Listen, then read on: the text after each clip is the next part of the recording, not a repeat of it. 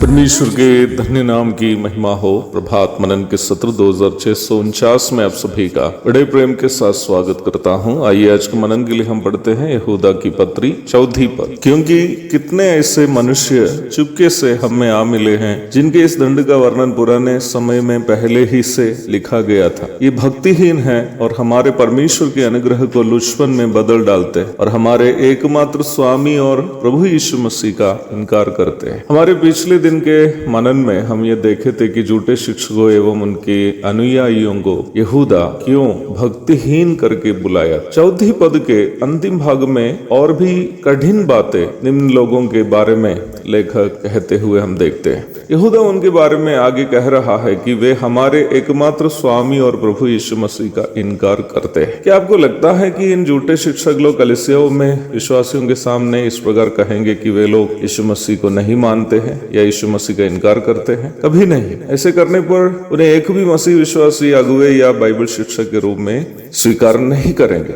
आप इस बात को अवश्य जाने की हर एक झूठा शिक्षक, जैसे पौलुस ने 2 तीमुथियुस 3:5 में बताया, भक्ति का भेष धरकर आने वाला होगा। वे लोग कभी भी अपने आप को एक कठोर या हठीले व्यक्ति के रूप में अपने आप को पेश नहीं करते। कठोर या हठीले शब्द मैं इसलिए उपयोग किया क्योंकि अक्सर वचन के उपदेश के प्रति जिन शिक्षक लोग अधिक समर्पित है उन्हें विश्वासी लोग कठोर या हठीले समझते हैं, क्योंकि इस प्रकार के लोग अक्सर कमी घटियों को दिखाते हैं और गलतियां देकर डांट फटकार लगाते हैं। इसलिए ऐसे शिक्षकों के बारे में विश्वासियों के बीच में गलतफहमी रहती है कि वे लोग हठीले हैं। पौलुस की पत्रियों को साधारण तरीके से पढ़ने वाले पौलुस को एक कठिन तथा हठीले व्यक्ति के रूप में समझने की संभावना है, परंतु पवित्र आत्मा की मदद से निम्न पत्रियां पढ़ने वाले कोई भी व्यक्ति उन पत्रियों में वचन के प्रति समर्पित एक शिक्षक को तथा विश्वासियों की आत्मिक उन्नति के लिए तरसने वाला एक अगुवे को अवश्य देख पाएंगे। जहां तक झूठे शिक्षकों की बात आती है, प्रेरित पत्रस के अनुसार वे लोग लोभ के लिए बातें गढ़कर अथवा चालाकी से बात करने वाले हैं ताकि लोग उनकी ओर आकर्षित हो जाए। 2 पत्रस 2:3। फिर यहूदा ने कैसे कह दिया कि इन झूठे शिक्षक यीशु मसीह का इनकार करते हैं?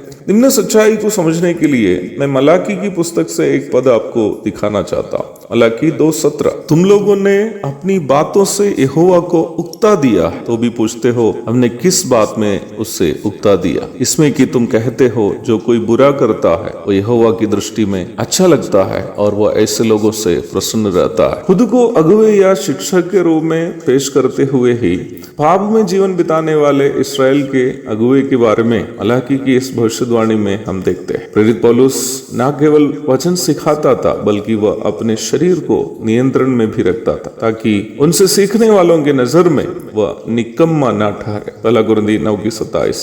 सभी अन्य प्रेरित भी वैसे ही थे। इसलिए पौलुस ने फिलिप्पी 3:17 में इस प्रकार कहा, हे भाइयों, तुम सब मिलकर मेरी सी चाल चलो और उन्हें पहचान रखो जो इस रीति पर चलते हैं जिसका उदाहरण तुम हमें पाते हो। परंतु झूठे शिक्षक एवं उनके अनुयायी अपने बुरे चाल चलन से ये साबित करते हैं कि वे यीशु मसीह के नहीं हैं। एक और शुभ दिन की धन्य कामनाओं के साथ आज का मनन मैं समाप्त करता हूँ। प्रभु आप सबको आशीष दे। आमीन।